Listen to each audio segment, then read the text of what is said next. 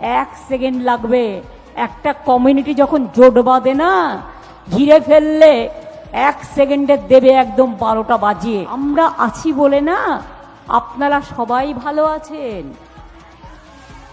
আর যদি আমরা না থাকি কোনোদিন সেরকম আসে 1 সেকেন্ড লাগবে।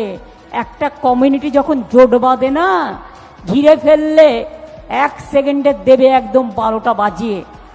যদি নিজেদের 13টা বাজাতে না চান, বিজেপির অপপ্রচারে কেউ ভুল বুঝবেন না।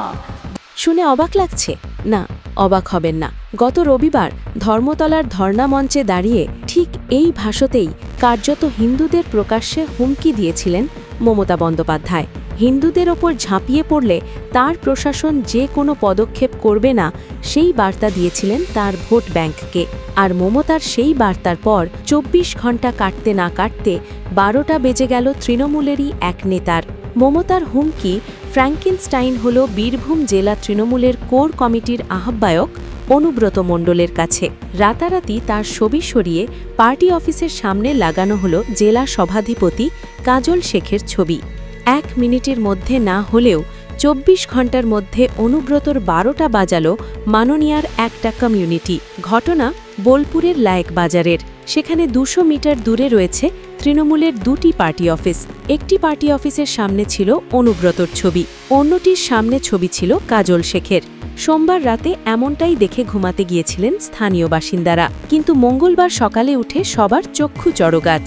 অনুব্রত মণ্ডলের ছবি সরিয়ে সেই পার্টি অফিসটিও সাজানো হয়েছে কাজল শেখের ছবি দিয়ে। রাতারাতি পার্টি অফিস থেকে গায়েব অনুব্রতর ছবি। আর এই নিয়ে জেলার রাজনীতিতে জোর শোরগোল শুরু হয়েছে। প্রশ্ন উঠেছে, তবে কি অনুব্রতকে ঘিরে ফেলল মাননীয়ার একটি কমিউনিটি? নেত্রীর নির্দেশ পেয়ে কি সঙ্গে সঙ্গে ডাইরেক্ট অ্যাকশনে নেমে পড়ল তারা? রাজনৈতিক বিশ্লেষকদের মতে বীরভূমে অনুব্রত মণ্ডলের দাপট আজ তলানিতে। দলের একাংশ এখন কাজল শেখের উপর বেশি আস্থাশীল, কিন্তু প্রশ্ন উঠছে অন্য জায়গায়। মমতা বন্দ্যোপাধ্যায় যখন একটি নির্দিষ্ট সম্প্রদায়কে জোট বাঁধার ডাক দিয়েছেন, তখন কি প্রকারান্তরে অনুব্রতর ছবি সরিয়ে বিধানসভা ভোটের আগে তার 12টা বাজানোর ব্যবস্থা শুরু করে দিল তৃণমূল? নিজের দলেরই এক দুর্দান্ত প্রতাপ হিন্দু নেতাকে এভাবে ঘিরে ফেলা হয়, তখন সাধারণ মানুষের মনে আতঙ্ক সৃষ্টি হওয়া তো স্বাভাবিক। রাজনৈতিক বিশ্লেষকরা বলছেন, মমতা বন্দ্যোপাধ্যায়ের মেরুকরণের বিপজ্জনক খেলা শুরু করতেই তা বুমেরান হয়ে ফিরে এলো তারই ঘরে। ভিন সম্প্রদায়ের হাতে হিন্দুদের 12টা বাজার যে ভয় তিনি দেখিয়েছিলেন, তার প্রথম প্রয়োগ কি তবে বীরভূমের এই ছবি বদল? কাজল শেখের এই উত্থান আর অনুব্রতর পতন কি তবে হিন্দুদের বিরুদ্ধে এক বৃহত্তর চক্রান্তের অংশ?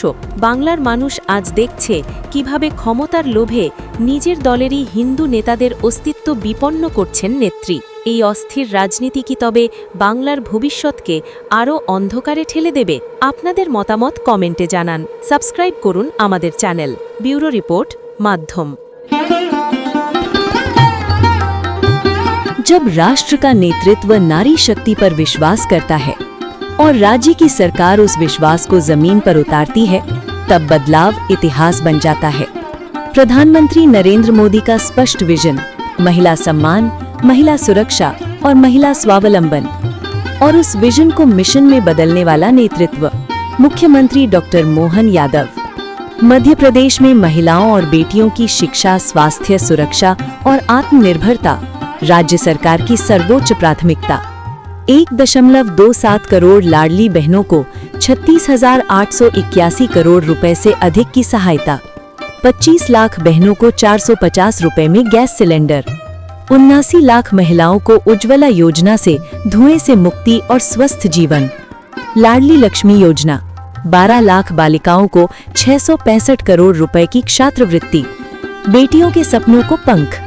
स्व-सहायता समूहों से 62 लाख महिलाएं आत्मनिर्भर। लखपति दीदी योजना से 1 लाख से अधिक दीदियां बनी आर्थिक रूप से सशक्त। महिला उद्यमियों के लिए 275 करोड़ रुपए का प्रोत्साहन। रेडीमेड गारमेंट उद्योग में प्रति महिला श्रमिक 5,000 रुपए की सहायता। लोकमाता देवी अहिल्याबाई के 300वें जयंती वर्ष और वीरांगना रानी दुर्गावती के 500वें जयंती वर्ष। नारी गौरव को नमन। आंगनवाड़ी कार्यकर्ताओं को बीमा सुरक्षा। मुख्यमंत्री कन्या विवाह एवं निकाह योजना से हजारों परिवारों को सहारा। जेंडर बजट में 19,021 करोड़ रुपए की वृद्धि। महिला सशक्तिकरण के लिए 1,21,000 करोड़ रुपए का प्रावधान। वर्किंग वुमेन हॉस्टल, सुरक्षित भविष्य की नींव। ये सिर्फ योजनाएं नहीं, ये है सम्मान, सुरक्षा और स्वाभिमान की गारंटी। यही है नया मध्य प्रदेश, जहां नारी सशक्त है, आत्मनिर्भर है